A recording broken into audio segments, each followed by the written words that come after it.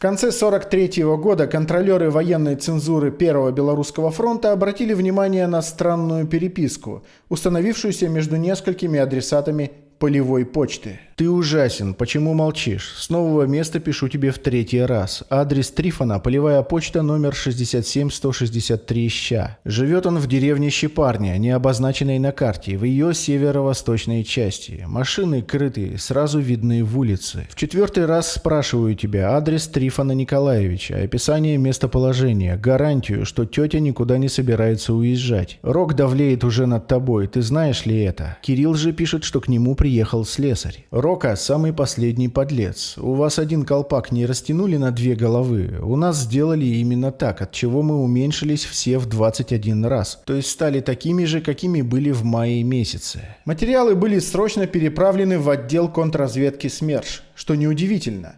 Все это выглядело так, будто пыталась выйти на связь агентура Абвера, засевшая в наших войсках. Много времени на проверку не потребовалось. Оперативники СМЕРШа быстро выяснили, кто прячется за убогой шифровкой и дурацкими псевдонимами. Это был в прошлом отличник, сталинский стипендиат, капитан Красной Армии Александр Исаевич Солженицын.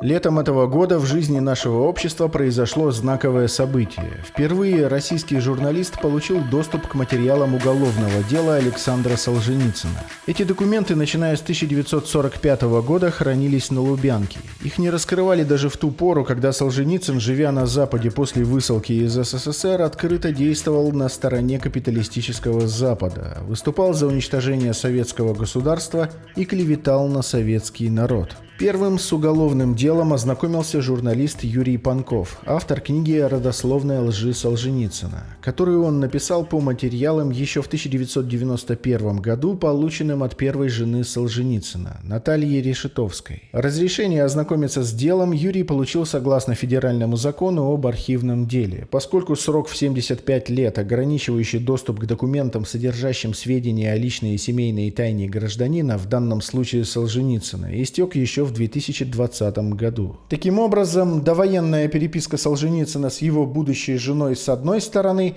и материалы следственного дела, улики и протоколы допросов Солженицына с другой стороны – вот те материалы, которые «Плохой сигнал» планирует представить своим зрителям в серии выпусков. Изучают творчество любого литератора с самого начала, с логического начала, как у Александра Сергеевича Пушкина детям рассказывают еще в школе, что у него была воспитательница Арина Родионовна, что он вырос в такой вот семье, воспитывался в Царско-сельском лицее и так далее, и так далее. Про Солженицына ничего никто никогда не изучал и не изучает. Его воспитание и его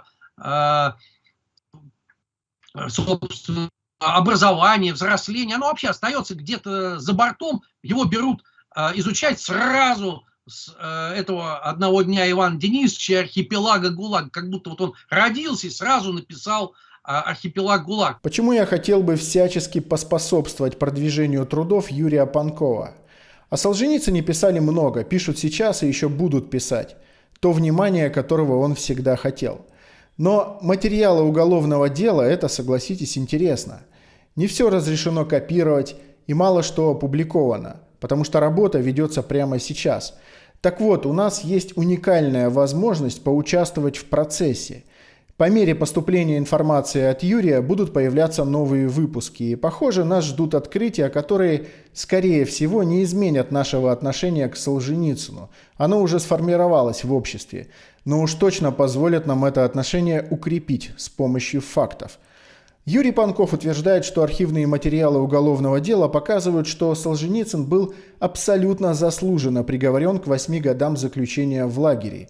И никакой это был не самооговор с целью дезертировать, а реальная попытка создать антисоветскую организацию. В принципе, этого всего не отрицал и сам Солженицын. Но интересно же посмотреть на документы. Оставьте эти басни. Я нисколько не раскаиваюсь в том, что я не мог не бороться с большевизмом, потому что это сатанизм. Это сатанизм, который ненавидит все наши идеалы, нашу русскость, наше православие. Против сатанизма не бороться я не мог. И мы с одним моим школьным приятелем, с которым совершенно случайно встретились на фронте, и так у нас рядом части стояли, что мы несколько раз встречались. Мы с ним поговорили, много чего наговорили. А потом разъехались, но, значит, еще переписывались, продолжали. И мы с ним составили резолюцию номер 1. Как бы создали партию. Вдвоем, он и я. И по письмам нас арестовали, и у каждого нашли эту самую резолюцию номер 1. И дальше спорить было не о чем. И вот конец резолюции номер 1. Определение момента, значит, наша задача такая. Определение момента перехода к действию и нанесение решительного удара по послевоенной реакционной идеологической надстройке. Это мы за год до конца войны предвидим, какая будет, и правильно предвидим. Она же такая и будет, такая самая, да. Вот по ней удар, и это не все. Дальше заключение, последняя фраза. За что я получил 11-й срок, почему 11-й пункт 58-й, и почему я был в особых лагерях. 58.11 это что? 58.11 организация. Организация. Так вот, за что я получил, я в особые лагеря попал. За что? Выполнение этих задач невозможно без организации. Подчеркнуто. Без организации. Следует выяснить, с кем из активных строителей социализма, как и когда найти общий язык. Ну, обижаться не на что. Меня посадили по советским законам совершенно правильно. И я даже еще удивляюсь, как мало мне дали. Дали 8 лет. Что ж, посмотрим. Слово Юрию Панкову. Главное здесь опись архивного дела, на основании которого можно сделать немало выводов. Некоторые материалы из описи де-факто отсутствуют. Нет, например, рукописей 5 рассказов. А на одном из конвертов написано: пакет с фотографиями, 8 штук и 3 письма Солженицына. 9-11-70. Ниже красными чернилами. Передано президенту СССР товарищу Горбачеву для вручения Солженицыну А.И. 18-11-91. Цитируемые отрывки из переписки с Виткевичем и Решетовской свидетельствуют о том, что почти 1,5 года СМЕРШ разрабатывал Солженицына и его контакты. Они целый год фотографировали наши письма, а я думаю, что долго идут, но доходят. Но не хватало все-таки мне ума сообразить, что... Чтобы выяснить намерения офицера, проходившего службу в качестве командира батареи артиллерийской разведки, было решено отследить всю его корреспонденцию. Для этого письма, приходившие военным цензорам, переснимали на фотопленку и отправляли дальше адресатам. Таким же образом копировали приходящие ему письма. Весь этот материал анализировали контрразведчики СМЕРШа, собирали сведения о получателях и отправителях корреспонденции и о тех, чьи имена в письмах называл Солженицын. И, конечно же, пытались понять, что ими замышляется, что именно передается в зашифрованном виде. Но конспираторы были крайне непоследовательны. В одном из тайных писем они сами многое разложили по полочкам. В письме от 14 февраля, имеющего также номер 14, а все письма у них были пронумерованы, словно в помощь контрразведке, Солженицын писал: «Наконец, сэр, рекомендую тебе следующие популярные среди меня сокращения». Далее приводятся сокращения, для некоторых даны пояснения. Пока хватит. Твой Ксандр. Много позже, после ареста, на одном из допросов Солженицын дал более ясное объяснение. При встрече с Виткевичем в мае 1943 года на Брянском фронте в районе города Новосиль мы договорились в переписке пользоваться следующими условными обозначениями. Маркс и Энгельс, старики, Ленин, Вовка, Сталин, Пахан. В нашей последующей переписке мы так и употребляли эти обозначения. Чтобы эти слова привлекли меньше внимания, мы часто писали их с маленькой буквы и даже употребляли только первые буквы. На этой же встрече мы договорились о самих себе писать в третьем лице, называя себя Трифон, чтобы удобнее было указывать друг другу свое местонахождение. Это нужно было для того, чтобы встречаться и в дальнейшем, если наши части окажутся по соседству. В ходе переписки у нас появились и такие условные обозначения, как Рок, Рокоссовский, Колпак, Колпакчи. Специально мы об этом не договаривались, но понимали из контекста. Об этих условных обозначениях знала моя жена Решетовская, которой я рассказал в мае 1944 1934 года, когда она приезжала ко мне на побывку в район города Жлобино. Всю эту секретную переписку Солженицын вел с группой своих друзей по Ростовскому университету, постепенно втягивая все новых людей. Но в первую очередь с Николаем Виткевичем, другом детства и однокурсником. Именно они стали инициаторами создания подпольной антисоветской организации, в которую пытались вовлечь десятки людей на фронте и в тылу.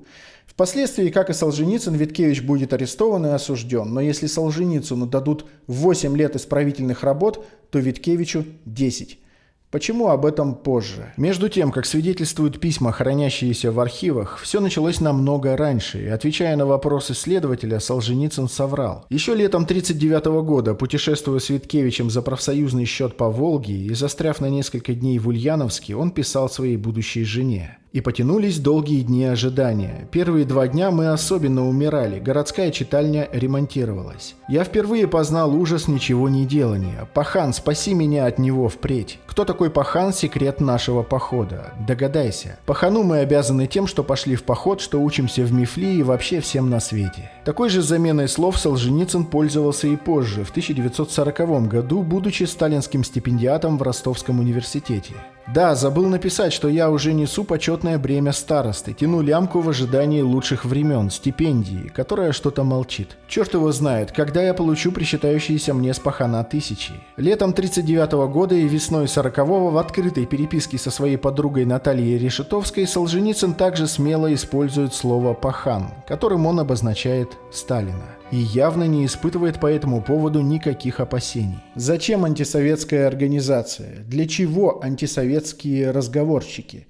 Как получается, что в стране победившего социализма живет молодой человек, активный, передовой, отличник, сталинский стипендиат, комсомолец, староста курса, главный редактор газеты факультета, и в душе ненавидит советскую страну и весь этот социалистический строй?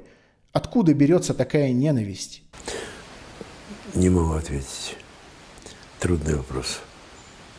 Истоки этой ненависти внезапно классовые. В фондах Российской государственной библиотеки есть уникальная книга, вышедшая в 1896 году. Алфавитный список владельцев частных земель, назначенных на 10-верстной карте Ставропольской губернии. Это своего рода реестр собственников ставропольских земель и всех ресурсов, имеющих к ним отношение. Полей, лесов, водоемов, ископаемых, живности и, конечно же, проживающих здесь людей, крестьян, батраков, рабочих. На странице 59 под номером 198 в алфавитном порядке указан дед Солженицына по материнской линии. Щербак Захар Федоров, крестьянин. Количество земли во владении 2061 десятина. При этом в общем списке землевладельцев из 455 имен частных лиц и коллективов хозяйство Солженицынского пращура занимает 61 место по его масштабам. То есть собственность дедушки Захара в 1896 году составляла почти 2500 гектаров. И не где-нибудь, а на Ставрополье, которое славится своим черноземом и в цене всегда только росло. Устроил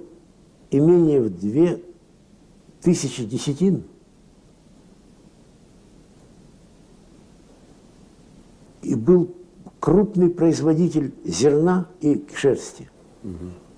Прямо большими транспортами отправлял зерно и шерсть. Никакой совхоз, там совхоз теперь рядом, такой совхоз не работал, так как он работал. Вот это все было в руках Захара Щербака. Для того, чтобы обрабатывать эти угодья, это все сочные сельскохозяйственные земли, я посчитал, приходилось не менее 2 с лишним тысяч работников.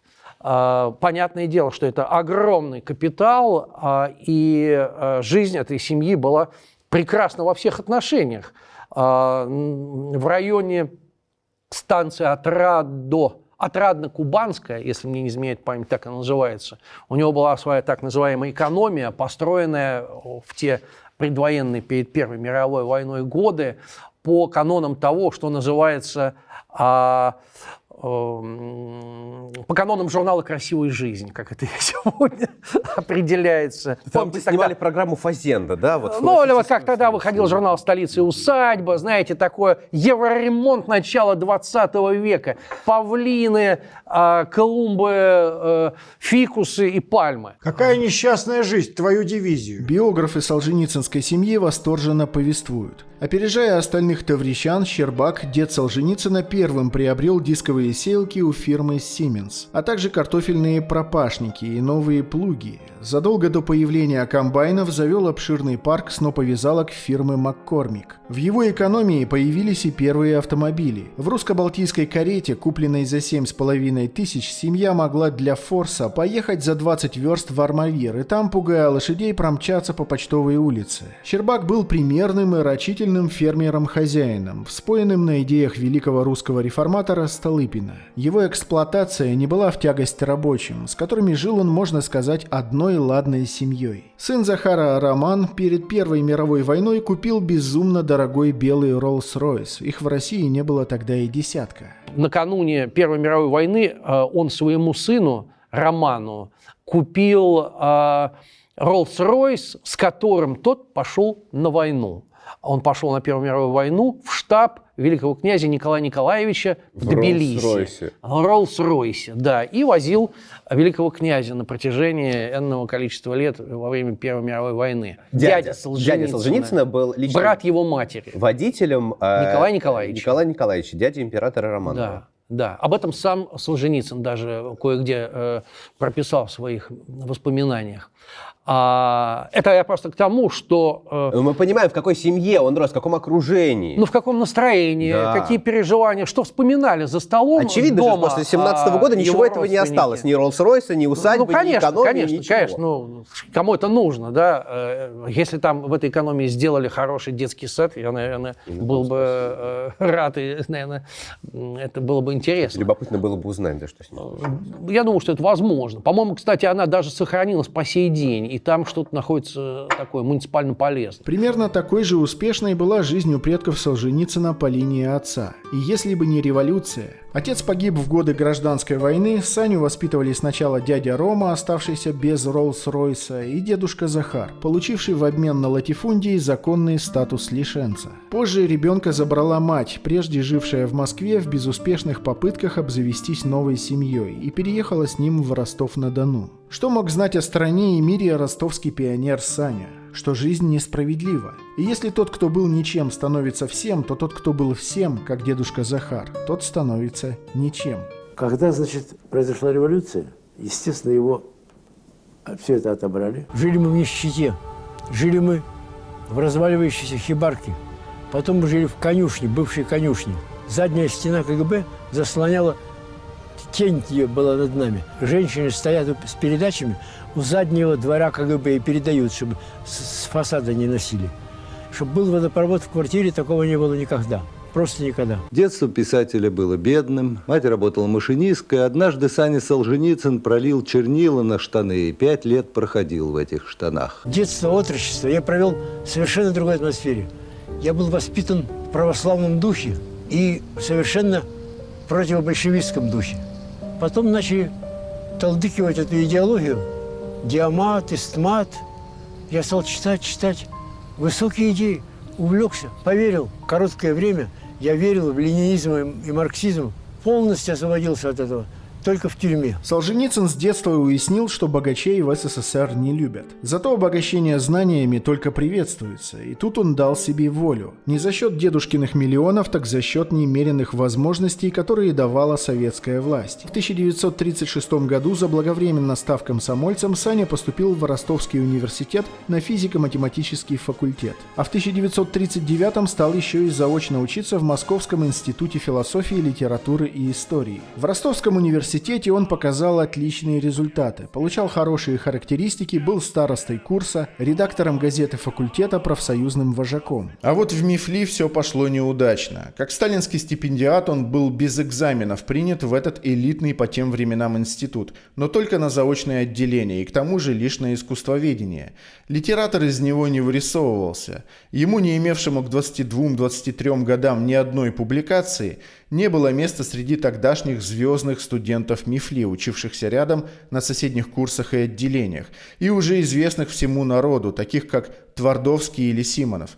Саня мог лишь мечтать и завидовать. На допросе 24 апреля 1945 года, отвечая на вопросы следователя, он так обрисует свою позицию. В 1940 году и в первой половине 1941 мы с Симоняном, это еще один однокурсник и единомышленник Солженицына, несколько раз пытались поместить свои стихи и рассказы в периодических литературных изданиях, областных и центральных, но получали отказ, иногда мотивированный, а иногда, как нам казалось, немотивированный. Это у нас вызывало раздражение против издательств, и мы в резкой форме критиковали видных советских поэтов и писателей. Симонян раз или два присутствовал при наших с Виткевичем антисоветских разговорах, о которых я уже показал следствию. Должен заявить, что хотя Симонян своих антисоветских суждений не имел, но наши с Виткевичем антисоветские измышления на вождя партии разделял. Точнее, нам не возражал. Все это недовольство политикой советского правительства в области литературы и искусства, то есть в сфере идеологии, навело Солженицына и его друзей на мысль о необходимости собрать круг единомышленников, создать организацию, посредством которой распространить свое влияние в творческих союзах среди думающей молодежи и критически настроенной интеллигенции. Они обсуждали это при встречах и в переписке на протяжении 3 военных лет. До тех пор, пока 9 февраля 1945 года главного идеолога этой группы Александра Солженицына не арестовали. Конец войны был уже совсем близок, когда 26-летнего капитана артиллерии Солженицына арестовывают. Он написал письмо другу, в котором позволил себе критиковать Сталина. В этот день его арестовали.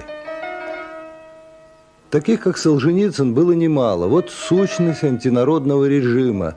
И священную войну превратили в чудовищное преступление против своего народа. В декабре 1944 года, незадолго до ареста, Солженицын написал: «Коротко повторяю основные факты. От тебя за последние полгода я получил письма 29, 3, 36 и без номера от 26.11.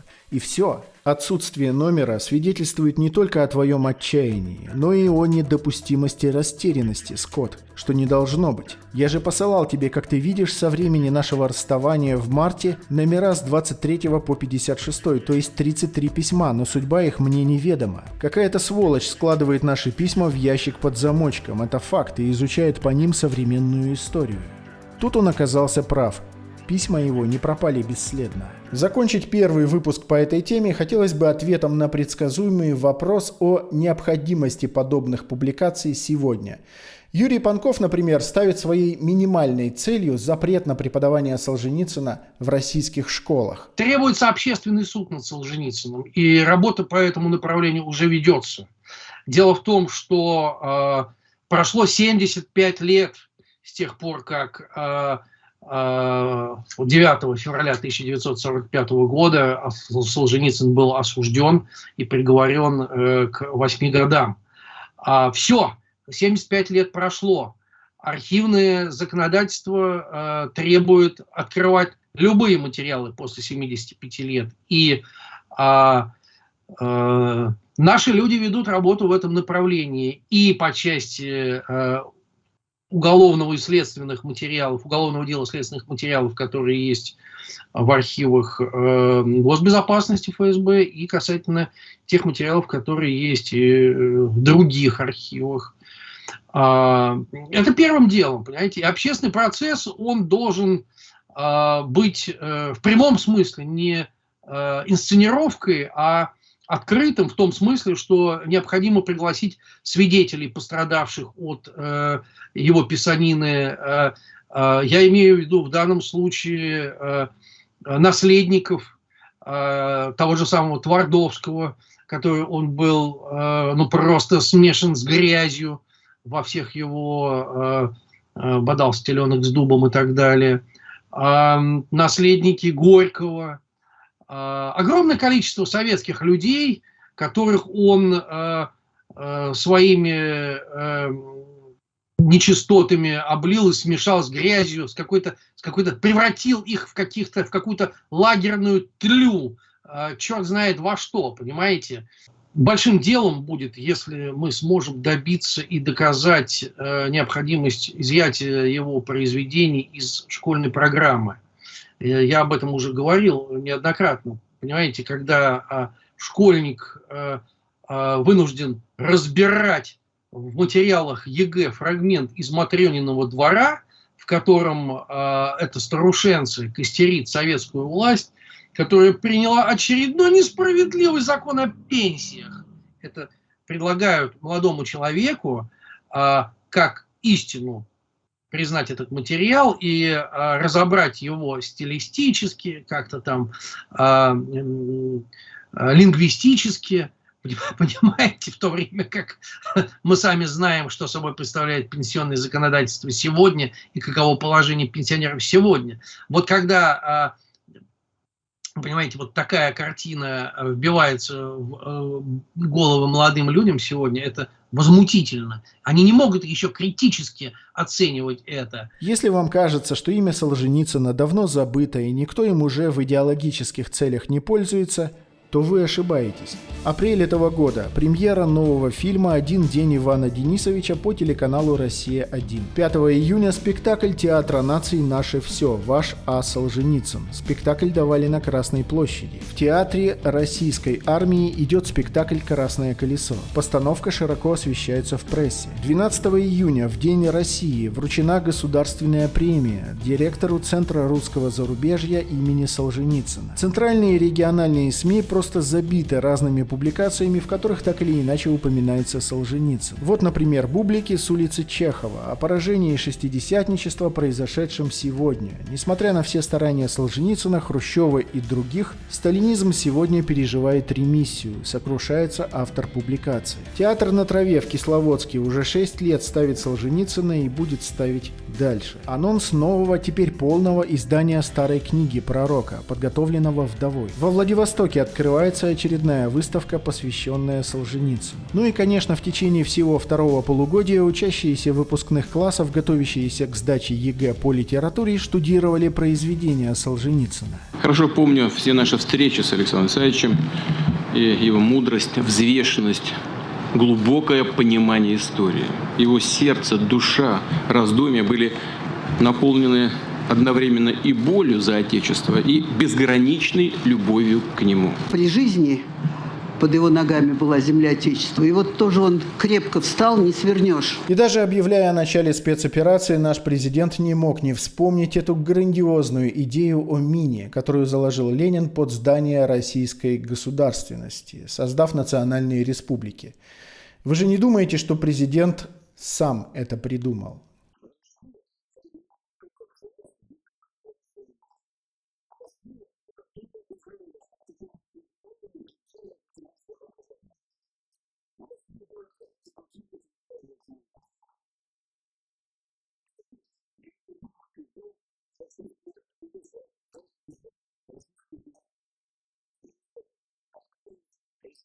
Дальше пошла ленинская политика. А ленинская политика была на уничтожение русского народа. Разрезал на куски, и где какая нация чуть-чуть, 10%, 15% составляет, она властвует. Это республика независимая или автономная, или союзная, и раздали нас по кускам.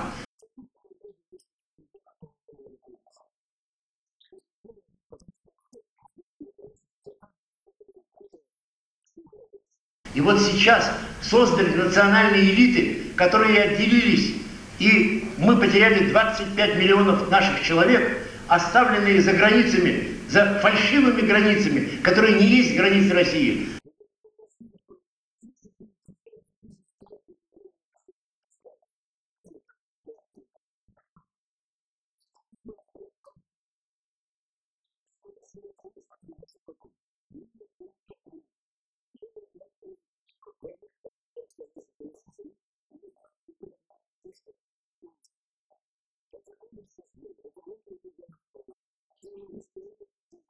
Вообще, на мой взгляд, между поклонами телу Горбачева и продвижением Солженицына разница невелика.